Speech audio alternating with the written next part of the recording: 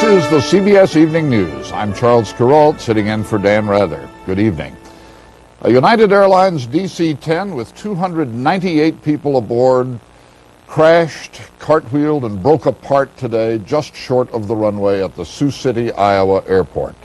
Flight 232 was bound from Denver to Chicago with 287 passengers and 11 crew members.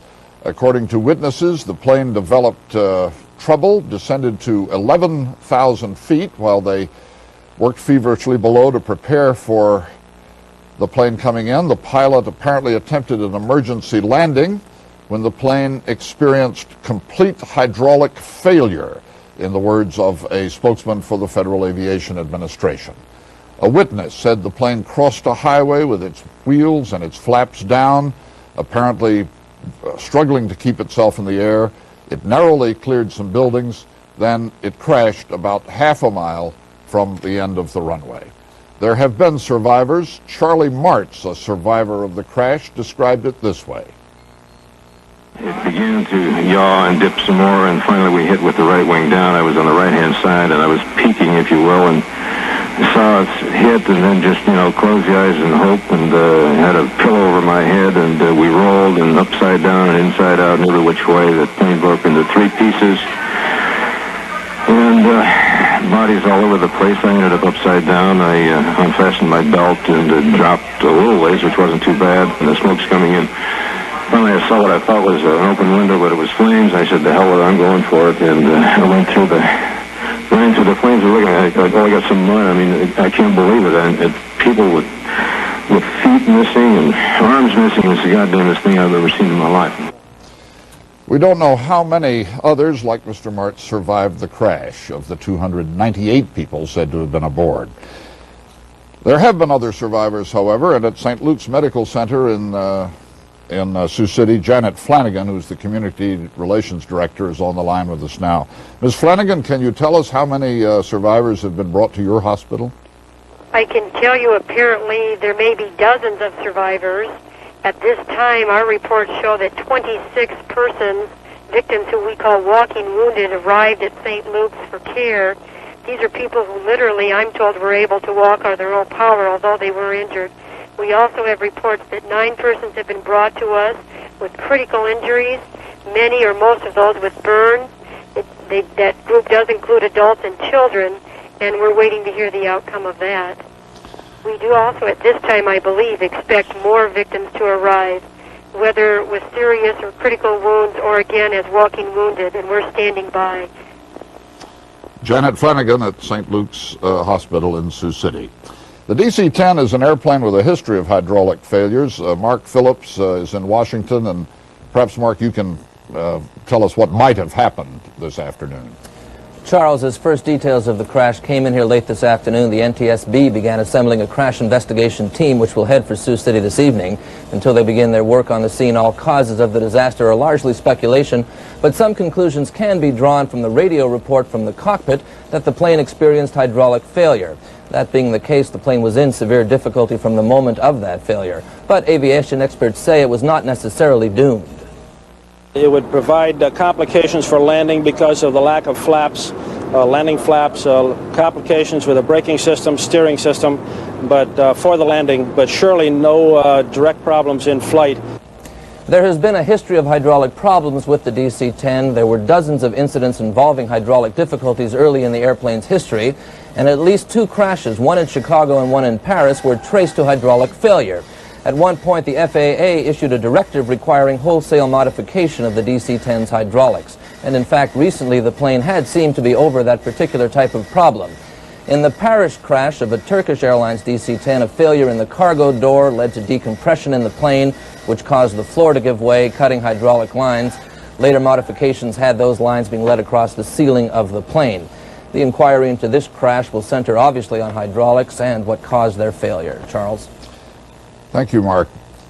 To repeat, United 232, a DC-10, attempting a landing at Sioux City, Iowa, after a hydraulic failure, almost made it, but crashed, cartwheeled, broke apart, with 298 people apparently aboard.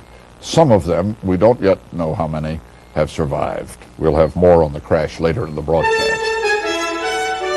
This is the CBS Evening News. I'm Charles Kuralt, sitting in for Dan Rather. Good evening. After the hard facts of disaster, the hard questions. The hard facts are these. A United Airlines DC-10 with 293 people aboard crashed yesterday while attempting an emergency landing at Sioux City, Iowa. Amazingly, at last count, 184 people survived. And now the hard question. Why did the plane crash? Mark Phillips looked into that. How a state-of-the-art airplane bound for Chicago became a cartwheeling ball of fire on a Sioux City runway is the mystery NTSB investigators began trying to unravel today. The crash impact footprint spread over an area close to a mile long. Investigators said it was the biggest crash site they'd ever seen. But the site, the radio reports of the pilot, and the recollections of survivors have already begun to yield clues. Air Traffic Control Center in Minneapolis was told that by this flight that they had lost their number 2 engine. The plane was at cruising altitude when its number 2 engine, the tail engine, blew. Parts of it were found in a farmer's field miles away. 45 minutes before we crashed, the engine blew.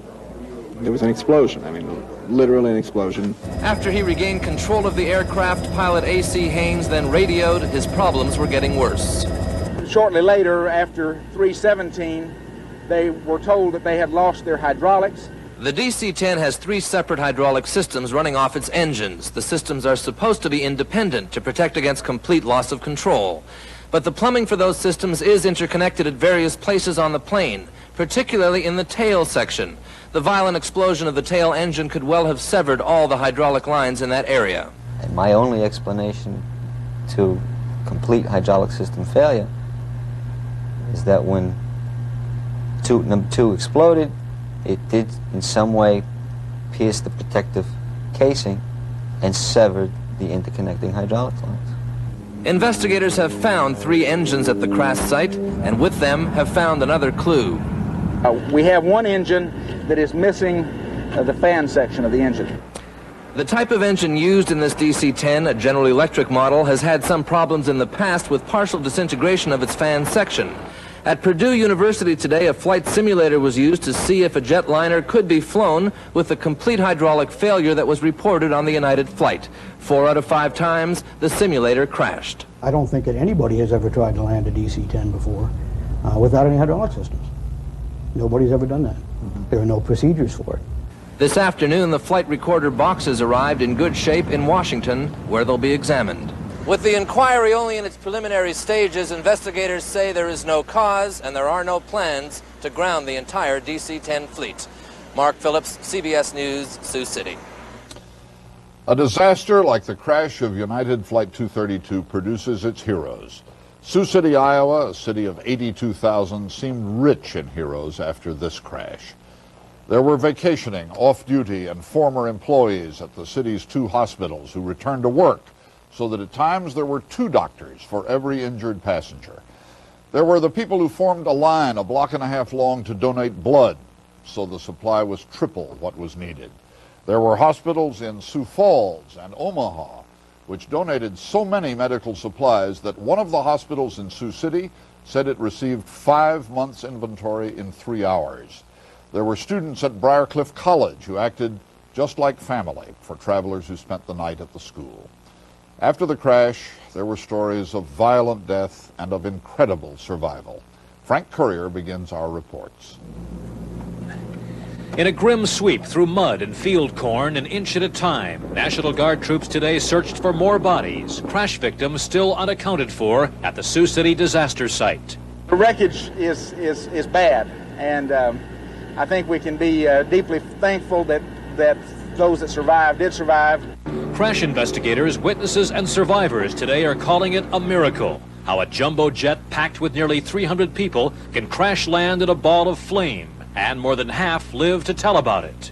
When you're flying at a steady speed and all of a sudden feel like you hit a brick wall, it's exactly what it felt like. And I could just feel myself rolling and rolling. It was terrible. Some are attributing Flight 232's survival rate in part to clear weather, soft rain-swollen ground, and the airport's high state of readiness. We've practiced, we've drilled, we work together, we coordinate together. United Airlines, whose chairman today viewed the crash site, was quick to applaud the veteran pilot, Al Haynes. His performance obviously was extraordinary. He's a 33-year veteran of United, obviously a very, very experienced pilot. Others say it was fate, the way the jet flipped and skidded end over end, protecting the cockpit, the aft cabin, and 11 rows in the center of the fuselage. These were people who simply walked away. Rows 9 through 19 were the people with no injury or only minor injuries, because that structure was intact around them. It's a phenomenal thing that this many people survived it. While many today rejoiced the phenomenal luck of those who survived Flight 232, others saw only the horror of an aviation disaster and reflected on the tragedy of so many lives lost in an Iowa cornfield. Frank Courier, CBS News, Sioux City. I didn't look back. I just kept telling everybody to run. We all three grabbed hands, and then we ran down a road. The survivors who stayed overnight in a dormitory at Briarcliff College couldn't stop talking about it. The crash, their escape, their incredible good fortune. Never honestly thought it was the end. They talked about their fear as if talking about it would make the images go away. I thought we were going to crash, and we did. But again and again, the joy. Oh, man. I'm surprised I'm alive. So miraculous how so many of us made it. Ellen Badiz was sitting with 2.5-year-old Aaron. Her husband Adrian and 6-year-old Eric were 14 rows ahead, but they all got out. And now Adrian and Eric are patients at the Marion Health Center. She talked about the crash a whole lot last night. He had a hard time sleeping. Eric and I thought my wife and his brother died. Because, you just look at this devastation. So how can anybody leave through that? Miracle. That's the survivor's word. The Michelsons made it through, and so did 1-year-old Sabrina, who for a while was lost. 6 years old. To me, and on impact, she was just wrenched completely from my arms, and I didn't know where she was, sucked out the window or in debris or what. Sabrina was on the floor between the seats. Another survivor picked her up. That everybody's there and everybody's walking and nobody had any bruises to speak of, or just a miracle at that point. They stand in the windows, these survivors, looking out over a countryside so peaceful that one could hardly imagine a disaster here. But it did happen, and these men and women and children will never forget it. I'm not sure that I want to go to sleep yet. I'm not sure that I want to be alone yet. Because there's stuff that happened that I don't really want to think about. But he is thinking about it. They all are. Betsy Aaron, CBS News, Sioux City, Iowa.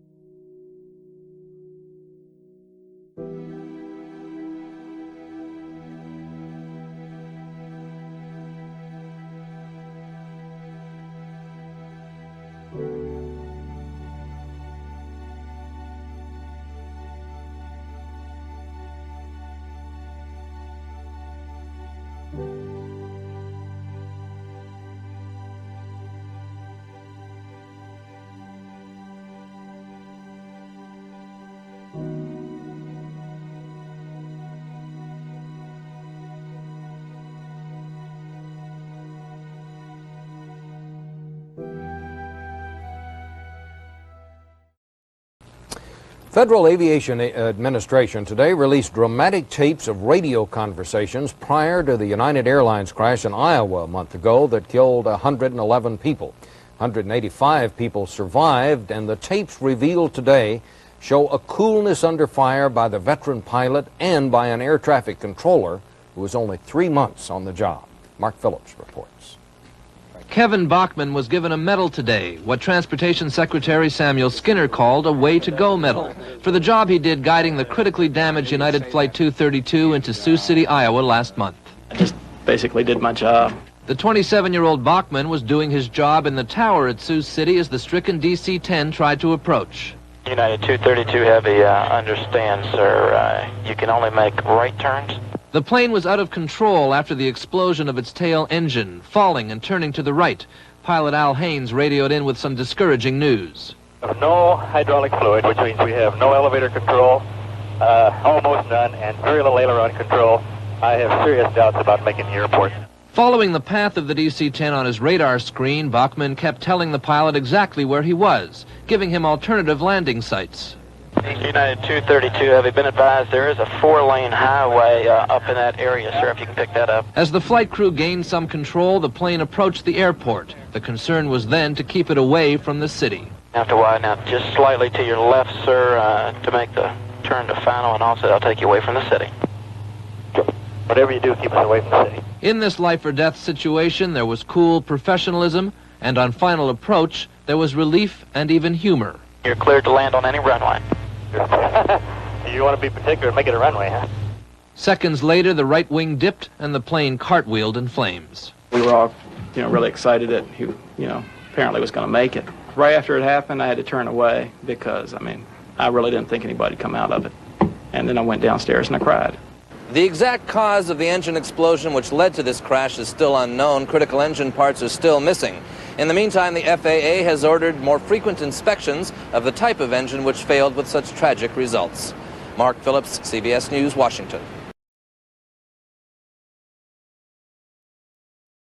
Good evening, and thanks for joining us. I'm Rebecca Pryor. It's with a heavy heart that we inform you of the passing of former Flight 232 pilot Captain Al Haynes. Tonight, we remember his journey and the lives of those he saved. That's tonight's top story. It's something I think about all the time, yeah.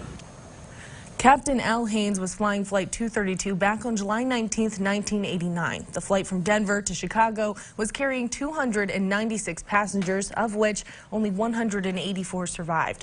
But despite the deaths, the landing of the failing aircraft is considered a miracle after the near impossible crash landing saved the lives of so many on board. Since the crash, Haynes has traveled back to Sioux City on numerous occasions throughout the years, but during his last visit back in 2014 for the crash's 25th anniversary, Haynes recalls that the hardest thing for him was finding acceptance. Accept the things that happen, post-traumatic stress, to accept it and not try to pass it off or forget it. Not passing anything off. After the crash, Haynes worked as a speaker sharing his story with the public and airline workers in hopes of preventing future tragedies.